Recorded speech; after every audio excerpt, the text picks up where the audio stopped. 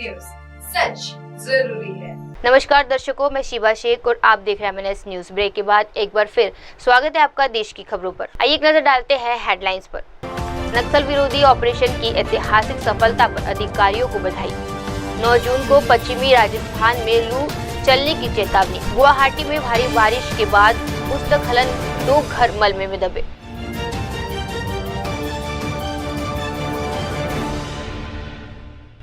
आप देख रहे हैं MNS न्यूज, सच जरूरी है। आइए देखते हैं खबरें विस्तार से। नक्सल विरोधी ऑपरेशन की ऐतिहासिक सफलता पर अधिकारियों को बधाई। दिल्ली में केंद्रीय गृह मंत्री अमित शाह ने हाल ही में नक्सलवाद के खिलाफ चले सफल ऑपरेशन में योगदान देने वाले सुरक्षा अधिकारियों से मुलाकात की। शाह ने इन ऐतिहासिक अभियानों की सफलता पर सभी अधिकारी और जवानों को बधाई दी है। गृह मंत्री ने इस मुलाकात को लेकर ट्वीट भी किया है, जिसमें उन्होंने लिखा, मैं उन जवानों से मिलने के लिए भी उत्सुक हूँ जिन्होंने अपनी बहादुरी से इन ऑपरेशनों को सफल बनाया और जल्द ही छत्तीसगढ़ जाकर उनसे मिलूंगा। उन्होंने ये भी दोहराया कि मोदी सरकार भारत को नक्सलवाद के लिए अभिशाप से मुक्त कराने के लिए पूरी तरह से प्रतिबद्ध है। शाह का ये बयान न केवल सुरक्षा बलों का मनोबल बढ़ाने वाला है, बल्कि देश की आंतरिक सुरक्षा के प्रति सरकार की स्पष्ट नीति को भी दर्शाता है।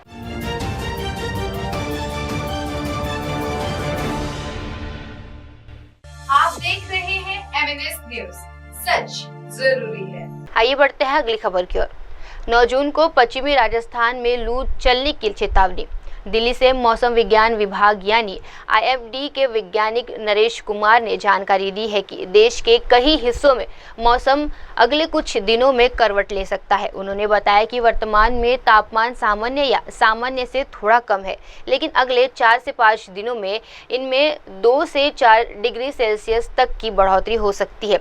उत्तर पश्चिम भारत के पश्चिम राजस्थान में 9 जून को लू चलने की संभावना जताई जा रही है। वहीं दक्षिणी पंजाब, दक्षिणी हरियाणा, दक्षिणी उत्तर प्रदेश और उत्तरी मध्य प्रदेश में 10 जून को लू के हालात बन सकते हैं। दक्षिण भारत की बात करें तो IMD का अनुमान है कि अगले 3 से 4 दिनों में मानसून पूरी दक्षिण प्रायद्वीप में दोबारा सक्रिय हो जाएगा। इससे केवल कर्नाटक और तमिलनाडु में भारी बारिश के आसार है। हम सच कोई सिग्निफिकेंट वेदर एक्सपेक्ट नहीं कर रहे आने वाले दिनों में, और टेम्परेचर हैं जो अभी सामान्य है या सामान्य से कम है, ये ग्रेजुअली अभी आने वाले 4 से 5 दिन बढ़ते जाएंगे।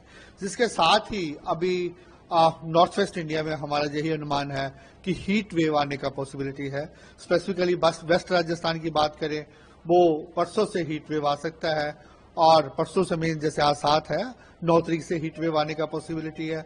अगर बाकी हिस्सों की बात करें, साउथ पंजाब, साउथ हरियाणा या साउथ उत्तर प्रदेश या नॉर्थ मध्य प्रदेश, वहां भी हीट वेव 10 तारीख से आने का अनुमान है। मेन 10, 11, 12, 13 हीट वेव रह सकता है। इसके अलावा अगर आप बाकी हिस्सों की बात करें, नॉर्थ ईस्टर्न स्टेट में भी ऐसा कोई सिग्निफिकेंट वेदर एक्सपेक्ट नहीं कर रहे, लेकिन 3 से 4 दिन के बाद वहां हमारा ये अनुमान है कि थोड़ा रेनफॉल एक्टिविटी जो अभी बिलो नॉर्मल चल रहा है, थोड़ा हवाएं हैं उनकी स्ट्रेंथन होगी, जो बे ऑफ बंगाल से हवाएं जाएंगी, जिसके कारण वहां हैवी रेनफॉल एक्टिविटी हो सकता है। इसके अलावा सिमिलरली साउथ पेनिनसुलर इंडिया में भी 3 से 4 दिन के बाद हमारा यही अनुमान है कि पूरा साउथ पेनिनसुलर इंडिया में जो मानसून अभी थोड़ा वीक चल रहा है, रिवाइव करेगा। इसके साथ ही केरला, कर्नाटका, तमिलनाडु, वहां पे हैवी रेनफॉल एक्टिविटी हो सकती है। अगर आप NCR दिल्ली की बात करें, सच हमारा अभी कोई हीट वेव के लिए वार्निंग नहीं है, लेकिन यही अनुमान है जो अभी टेम्परेचर्स हैं वहां भी 2 से 4 डिग्री आगे बढ़ जाएंगे। सो आने वाले 3 से 4 दिन जहां टेम्परेचर्स 43 इवन 44 डिग्री तक पहुंचने का अनुमान है।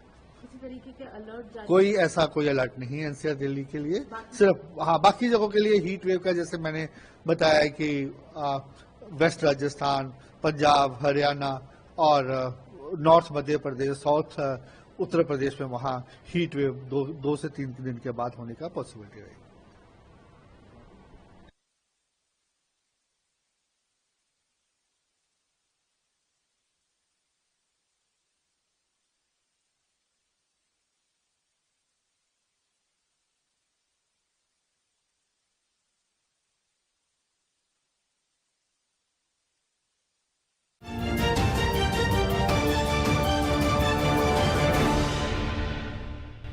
आप देख जरूरी है। आइए बढ़ते हैं अगली खबर की ओर। गुवाहाटी में भारी बारिश के बाद भूस्खलन, 2 घर मलबे में दबे। असम के गुवाहाटी में लगातार हो रही बारिश अब भी खतरा बनती जा रही है। शहर के रूपनगर इलाके में भारी बारिश के चलते भूस्खलन की घटना सामने आई है, जिसमें 2 घर पूरी तरह से मलबे में दब गए हैं। घटना के तुरंत बाद राष्ट्रीय आपदा मोचन बल की टीमें मौके पर पहुंची और तेजी से खोज और बचाव अभियान शुरू कर दिया गया है। मलबे के नीचे लोगों के दबे होने की आशंका जताई जा रही है। स्थानीय प्रशासन भी राहत कार्य में जुटा है और इलाके को एहतियात खाली कराया जा रहा है। मौसम विभाग ने आने वाले दिनों में और बारिश की चेतावनी जारी की है, जिससे खतरा और बढ़ सकता है।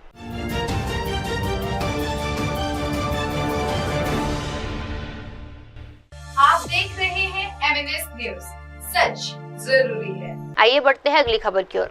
ऑपरेशन सिंदूर के बाद अंतर्राष्ट्रीय स्तर पर भ्रम की स्थिति बनी। नोएडा के पूर्व भारतीय राजनयिक सुरेश के गोयल ने G7 शिखर सम्मेलन को लेकर अहम बयान दिया है। उन्होंने कहा कि अगर प्रधानमंत्री नरेंद्र मोदी इस शिखर सम्मेलन में शामिल नहीं होते हैं तो इसका अंतर्राष्ट्रीय स्तर पर गलत संदेश जाएगा। गोयल ने इस बात पर जोर दिया कि ऑपरेशन सिंदूर के बाद ये पीएम मोदी के लिए पहला ऐसा अवसर होगा जब वे विश्व के प्रमुख नेताओं से मिल सकते हैं और भारत की स्थिति को स्पष्ट कर सकते हैं। उन्होंने कहा कि इस ऑपरेशन के बाद अंतर्राष्ट्रीय मीडिया में कई तरह के भ्रामक रिपोर्टर सामने आई थी और कुछ देशों में भारत को लेकर गलत धारणा भी बनी थी। गोयल ने अमेरिकी पूर्व राष्ट्रपति डोनाल्ड ट्रंप के बयान का उल्लेख करते हुए कहा कि उन्होंने भारत और पाकिस्तान की बराबरी करने तक की बात कह दी थी, जो न केवल दुर्भाग्यपूर्ण था बल्कि पूरी तरह से तथ्यहीन भी था। Calls PM Modi invited him to G7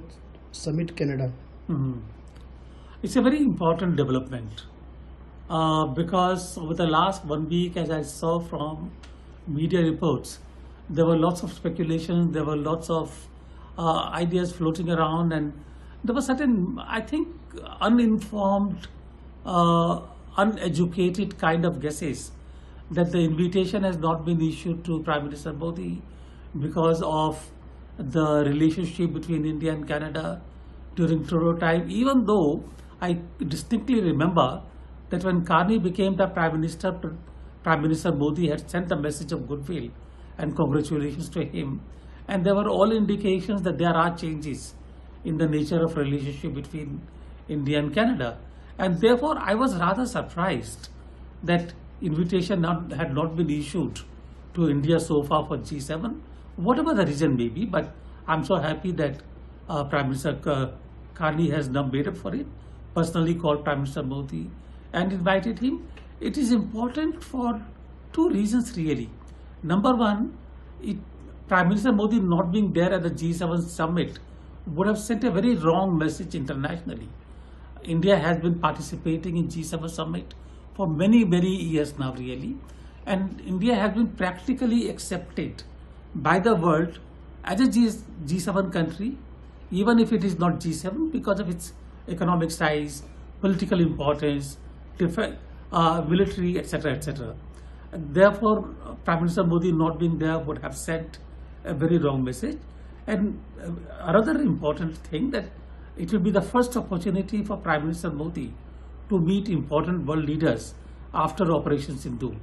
And Operation Sindoor, unfortunately, internationally created a kind of a wrong narrative in many places. President Trump went to the extent of putting India and Pakistan on the same pedestal, equating them really that they are both important, good leaders, important to USA. Now, you cannot equate India with Pakistan. Compare the size of Indian-Pakistan economies. Compare the size of India's and Pakistan's political importance. So therefore, for somebody to equate India and Pakistan was very hurtful and was completely wrong. So this will be an opportunity for Prime Minister Modi also to make an assessment as to what the world thinks about India after Operation Sindoor, which was a defining moment in India's military and security doctrine, because for the first time we gave a clear signal to the world that from now on any act of terrorism against India will be taken as an act of attack on India. and attack against Indian security. We had not done that in the past. So the doctrine has changed. So it is important for us to know, for India to know how the world takes the new security paradigm of India, and it will be a good opportunity from that point of view.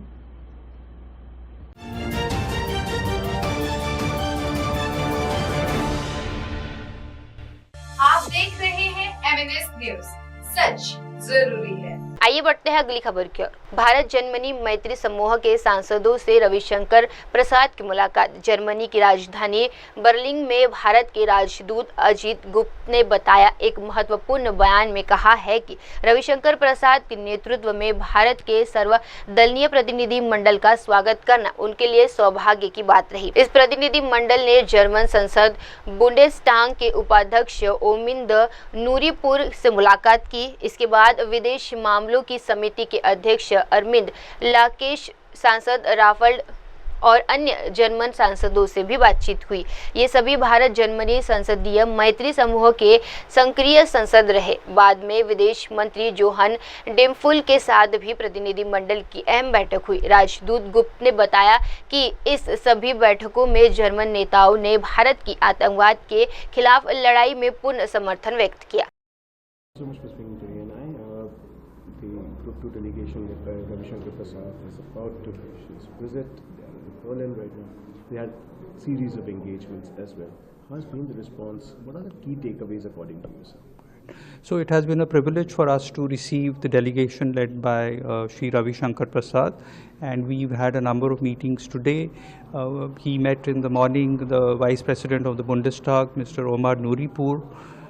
Then he met a group of MPs, including Armin Laschet, the chairman of the Foreign Affairs Committee, Ralph Brinkhaus, who has been the chairman of the India-Germany Parliamentary Friendship Group, Mr. Hubertus Heil, the former Minister of Labour. And then later we had a meeting with the Foreign Minister, Johann Wadephul. Now in all these meetings, your senior representatives reiterated their support for India's fight against terrorism, and they expressed solidarity. Your foreign minister has earlier said that India has the right to defend itself against terrorist attacks, and in fact Mr. Nuripur went on to say that no country has suffered as much from terrorism as India has, and that he had been to India on numerous occasions. So later in the afternoon we had a luncheon interaction with several members of parliament. So basically, to sum up, I would say that Germany has come out very strongly in terms of endorsing India's position on the fight against terrorism, and we are deeply grateful for the solidarity that has been shown by German political leaders across the political mainstream, because we met representatives and members of parliament from different political parties.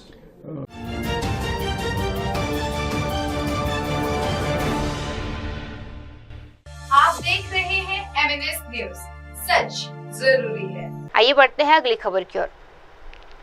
Bhajpa विधायक Arvind ballad ने CM और deputy CM को बताया दोषी। बेंगलुरु में हुई भगदड़ की दर्दनाक घटना के बाद राज्य की राजनीति गर्मा गई है।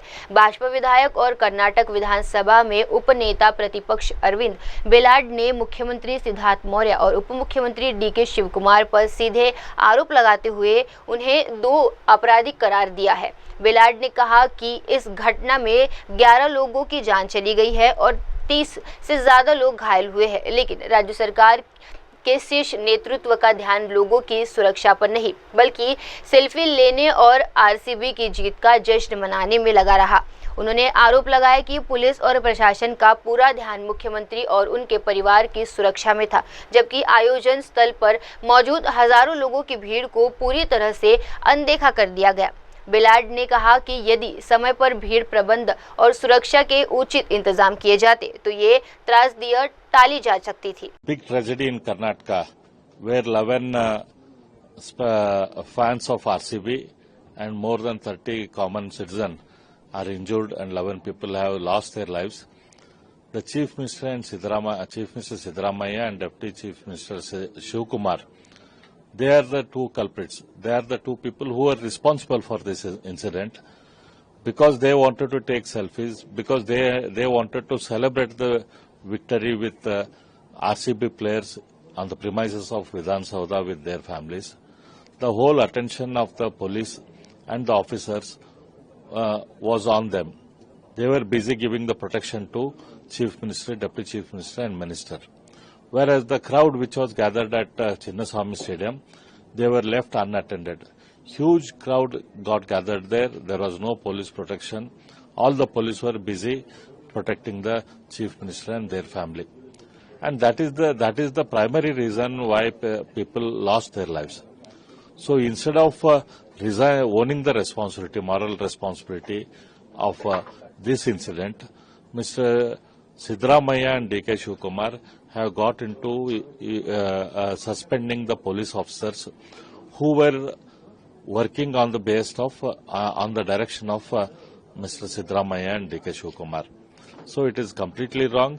Mr. D.K. and Mr. Siddaramaiah should resign. They are the people who are responsible for this. CM saying BJP doing a politics over dead bodies. See, like they actually did a celebration over dead bodies.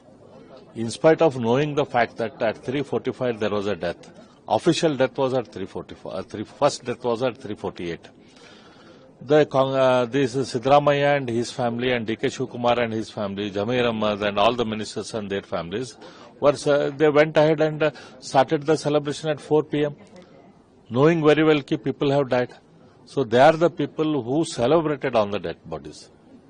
Congress High Command also silent.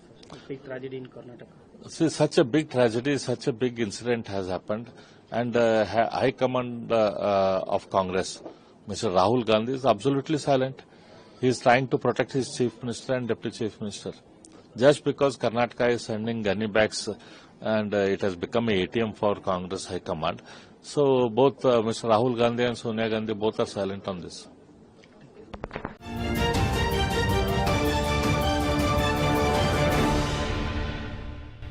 आप देख रहे हैं MNS news, सच जरूरी है। आइए बढ़ते हैं अगली खबर की ओर। राहुल गांधी के ट्वीट पर एनसीपी नेता प्रफुल्ल पटेल का पलटवार। मुंबई में महाराष्ट्र और बिहार चुनाव को लेकर कांग्रेस सांसद राहुल गांधी के हालिया ट्वीट पर एनसीपी के कार्यकारी अध्यक्ष प्रफुल्ल पटेल ने तीखी प्रतिक्रिया दी है। उन्होंने कहा, मुझे नहीं समझ आता कि राहुल गांधी के दिमाग में क्या चल रहा है। वे लगातार बेबुनियादी बयान दे रहे हैं जिसका कोई आधार नहीं है। पटेल ने राहुल से सबूत मांगते हुए कहा कि केवल बयान देने से कुछ नहीं होगा और ऐसे बयान सिर्फ अविश्वासी होंगे और भ्रम की स्थिति पैदा करते हैं। उन्होंने आगे कहा कि कांग्रेस को आत्ममंथन करना चाहिए क्योंकि इस तरह के गैर जिम्मेदाराना बयानों से पार्टी की खास और नीची गिरती है। सर, राहुल गांधी जी का आर्टिकल आया, किस तरह से देखते हो, क्या होगा? देखिए, राहुल गांधी एक देश के जिम्मेदार नेता हैं और लोकसभा में विपक्ष के वो नेता हैं, और अगर इतने एक बड़े पद पर रहने वाले नेता इस तरह की बिल्कुल हल्की बात करे तो मुझे तो समझ में नहीं आता है कि उनके दिमाग में क्या है। आखिर जब वो चुनाव जीतते हैं लोकसभा के, वो खुद का चुनाव जीतते हैं, तब सब अच्छा होता है। हार गए तो बस अंगूर खट्टे हैं। और महाराष्ट्र में 66% पोलिंग हुआ, ये कोई अधिक हो गया? और इलेक्शन कमीशन ने आंकड़ेवारी जो दिया है उसमें से आज 1 लाख बूथ करीब है महाराष्ट्र में। अब 1 लाख में से 10 बूथ का खाली आंकड़ा निकाल के बता दीजिए कि यहां पर वोटिंग गलत हुआ है या किसी ने अधिक वोटिंग डाला है जो उसका वोट नहीं होना चाहिए था। हर बूथ पे हर पार्टी के वहां पर नुमाइंदे रहते हैं, वो अपनी पार्टी की तरफ से देखते हैं कि कौन वोट डालने आया। इलेक्शन कमीशन के अधिकारी बिना आधार कार्ड या कोई आइडेंटिफिकेशन के बिना वो वोट करने नहीं देते, वहां तस्वीर लगी होती है वोटर की। अब ये सब होने के बाद अगर आप बोलते हो तो कुछ प्रूफ दीजिए ना। खाली बोलने से, संशय निर्माण करने से बस शक पैदा कर दिया और कह दिया कि भाई वोट गलत डाले गए हैं, ये बिल्कुल बेबुनियाद बात है। और मैं तो समझता हूं कि ऐसी बातों के वजह से ही कांग्रेस पार्टी जहां पहुंची है इससे और नीचे जाती जाएगी। यही अधिकारी लोकसभा के चुनाव में थे तब अच्छा था। पूरे देश में इलेक्शन कमीशन, कर्नाटक में चुनाव में आप जीतते हैं, तेलंगाना में जीतते हैं तो बहुत अच्छा दिखता है। आप अभी खुद जीतते हैं अपनी स्वयं की सीट तो सब ठीक लगता है, और जहां पर दूसरे जीते तो भाई ये तो कौन सी बात है, ये कौन सा इंसाफ है, मुझे तो समझ में नहीं आता है। और जहां मैंने कहा ना कि 10 पूरे महाराष्ट्र के 1 लाख बूथ में से 10 बूथ का ख्याली वो ब्यौरा अगर वो आंकड़ेवारी के सहित साबित करके दिखाए कि यहां पर जो वोट डले हैं ये गलत डले हैं, उनके खुद के एजेंट जो नुमाइंदे वहां बैठे हैं वो साइन करते हैं, जब वो मालूम है कि बूथ जब बंद होता है, जब वो बैलेट बॉक्स बंद होता है तो उसके साथ उनकी सिग्नेचर ली जाती है। उनके 10 आदमियों ने प्रूव करना चाहिए। बेबुनियादी बात, हरियाणा में आप जीत गए लोकसभा, अच्छा था, हरियाणा में हार गए तो क्या कहा, महाराष्ट्र में आप जीत गए लोकसभा, बहुत अच्छा था, यही अधिकारी थे, यही वो सब लोग थे। देखिए बात ऐसी है कि लोकतंत्र में लोग अपने विवेक से वोट करते हैं, और उनके विवेक पर अगर हमने शंका डाली कि भाई लोगों ने मतदान किया है, वोट किया है, वो सोच समझ के नहीं किया है, तो मैं समझता हूं कि लोग ही इसकी सजा देंगे।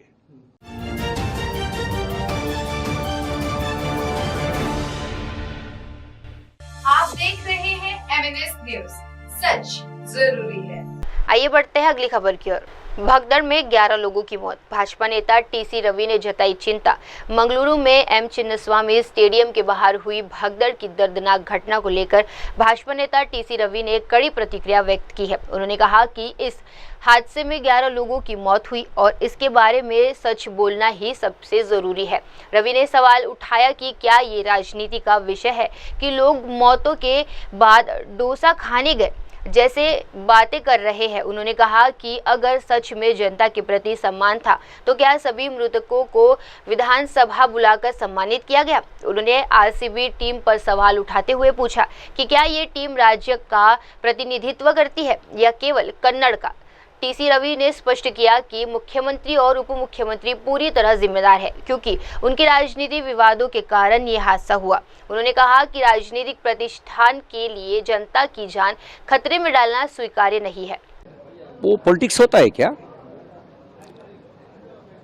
11 लोगों को मृत्यु हुआ, उसके बारे में सच बोलना पॉलिटिक्स होता है क्या? हम गए क्या 11 लोगों को मृत्यु होने के बाद में भी डोसा खाने के लिए हम गए क्या? उसके कारण कौन है? हम है क्या? विधानसभा में बुला करके सभी को निमंत्रण दे करके सम्मान दिया, अभिनंदन किया, हम किया है क्या? आरसीबी किसको प्रतिनिधित्व करता है? राज्य को प्रतिनिधित्व करता है क्या? कन्नड़ियों को प्रतिनिधित्व करता है क्या? किसके वजह से आयोजन किया, किसके वजह से निमंत्रण दिया? आप जिम्मेदारी है, सीएम जिम्मेदारी है, डिप्टी सीएम जिम्मेदारी है। आप लोग पॉलिटिकल क्रेडिट करने के लिए आपने आयोजन किया, आप जिम्मेदारी है। 11 लोगों के मृत्युओं के पीछे आपका क्रेडिट वार है, क्रिकेट वार नहीं है, क्रेडिट वार है। आप जिम्मेदारी है।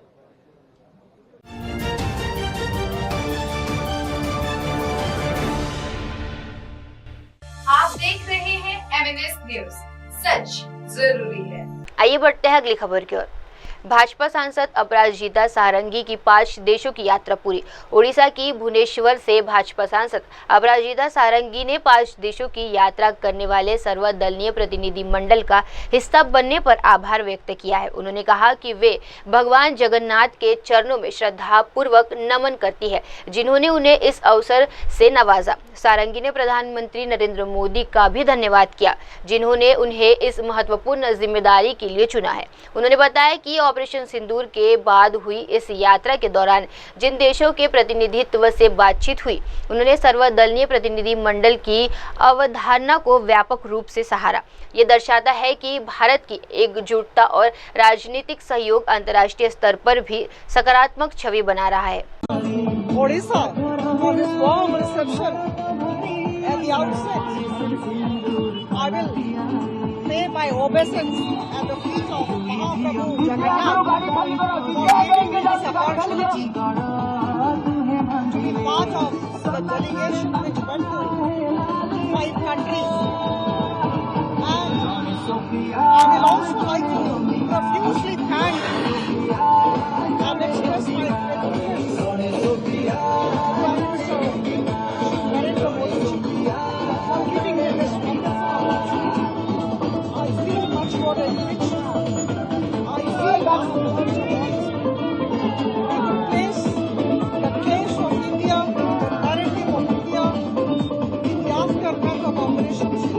very forcefully in the 5 countries I went to: Japan, Korea, Indonesia, Singapore and Malaysia.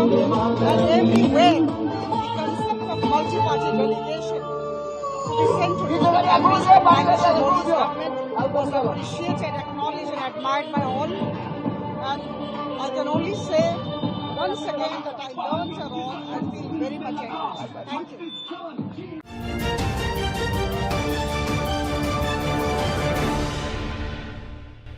आप देख रहे हैं MNS न्यूज, सच जरूरी है। आइए बढ़ते हैं अगली खबर की ओर। कोटा में ICICI बैंक अधिकारी पर 4.58 करोड़ की धोखाधड़ी का आरोप। राजस्थान के कोटा से एक बड़ा बैंकिंग घोटाला सामने आया है, जहां ICICI बैंक की महिला कर्मचारी साक्षी गुप्ता पर 43 ग्राहकों के खातों से करीब 4.58 करोड़ रुपए निकालकर उसे शेयर बाजार में निवेश करने का आरोप है। उद्योगनगर थाना के SI मोहम्मद इब्राहिम ने बताया कि बैंक अधिकारी साक्षी गुप्ता ने डीमैट खाते के जरिए ये अवैध लेन देन किया।